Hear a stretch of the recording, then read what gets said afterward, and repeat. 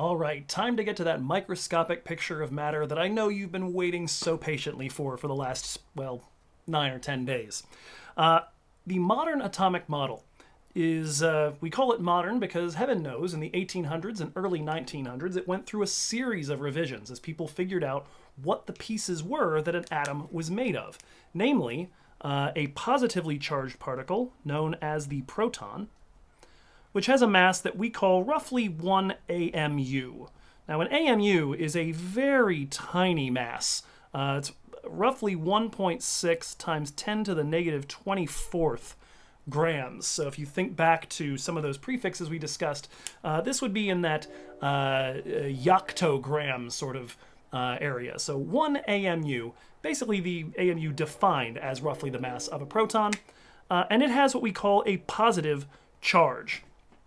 Now, when we talk about charges, positive and negative, mainly the thing that we differentiate them by is whether they attract each other or repel one another.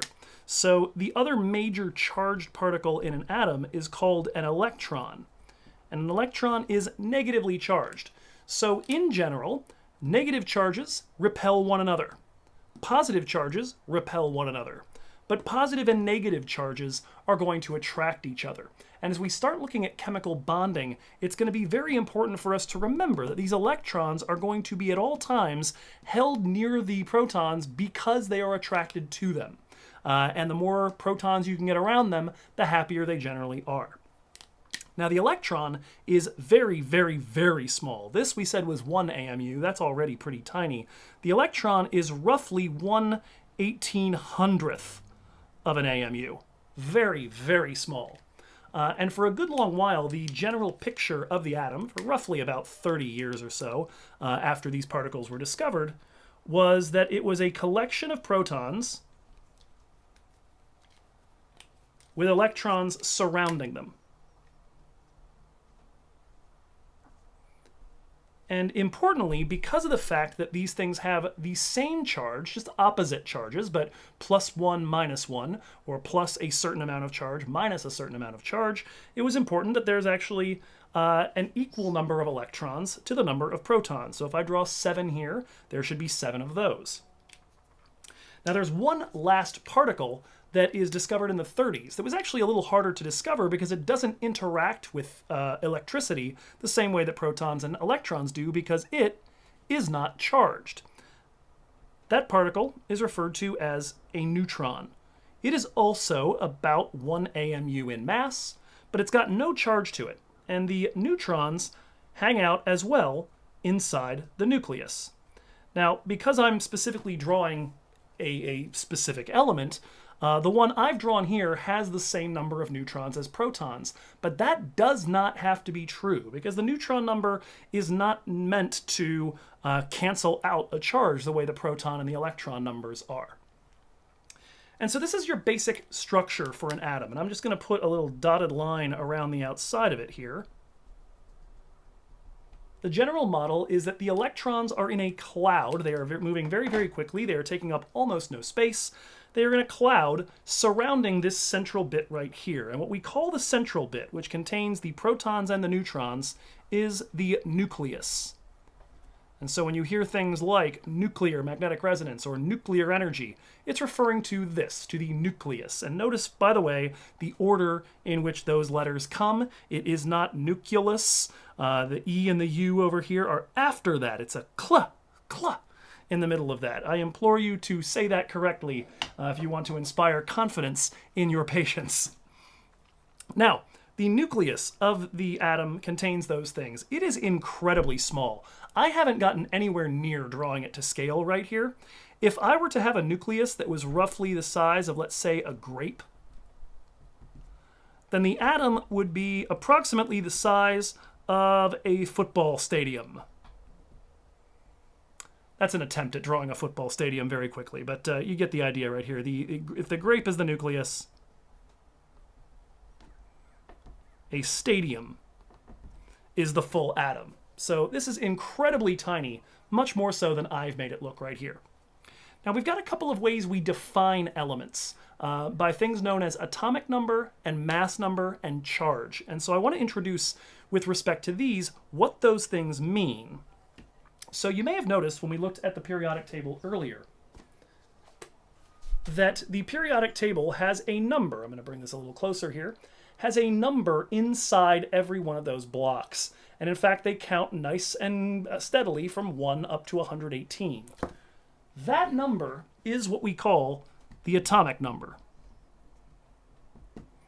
And the atomic number is nothing more than the number of protons, frequently abbreviated that way. In fact, put this right here, protons, present in that nucleus. And so, for instance, when we talked in class about what made a substance an element, we said that it was going to be composed of all the same kind of atom. And one way you would recognize that is by saying that it's all atoms with the same atomic number, all atoms with the same number of protons in their nucleus. Now, because of the fact that protons and neutrons have roughly the same mass, it turns out that the mass of an atom isn't just determined by its atomic number.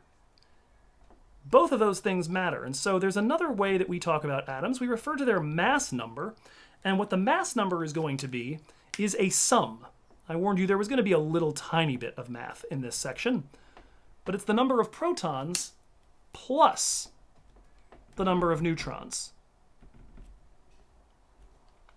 In other words, it is the sum of everything in the nucleus, the sum of every particle that is 1 AMU. In general, the mass number is going to be pretty close to the mass of that atom in AMUs, because if I add up all these and they're each 1 AMU, and I add up all those and they're each 1 AMU, I should basically get a mass that's about that many AMUs. Lastly, and this is going to become more important when we start talking about bonding in chapters 3 and 4, the charge on an atom is going to be equal to the number of protons, again, being involved, because the protons are bringing you positive charge. But in this case, I'm going to subtract the number of electrons. In this case, if I have equal numbers of protons and electrons, like I do in this atom right here, it would tell me that I'm looking at a neutral atom. It's got 7 positive charges, 7 negative charges. We'll see that one of the main types of bonding involves electrons being taken from or given to atoms, such that this gets thrown out of whack. But if I don't tell you something's an ion, and I ask you how many electrons are in this atom, you can assume it's the same as the number of protons. So with all of that, we can look at this diagram that I've come up with and say for our purposes that the atomic number, which is the number of protons present,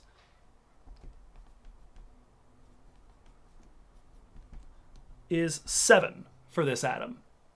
I can also say that the mass number, protons plus neutrons,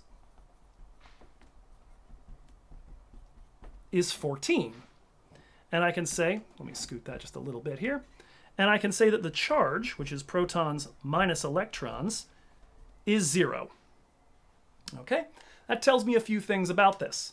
Now, coming back to my periodic table, that's also going to allow me to say something else about it. If I know that I'm looking at something with an atomic number of 7, I can look on my periodic table and see that the element in block number 7 is nitrogen. And so specifically, that what I have here is an atom of nitrogen 14, or written another way, N14. Sometimes we put the atomic number down there as well, the little 7. Sometimes we don't. But either of these are ways of representing what this atom is. In our next video, we're going to get a little bit more practice at this, going back and forth in both directions, both taking pictures of the atoms and coming up with symbols for them, and taking the symbols and turning them back into the pictures. See you for that very soon.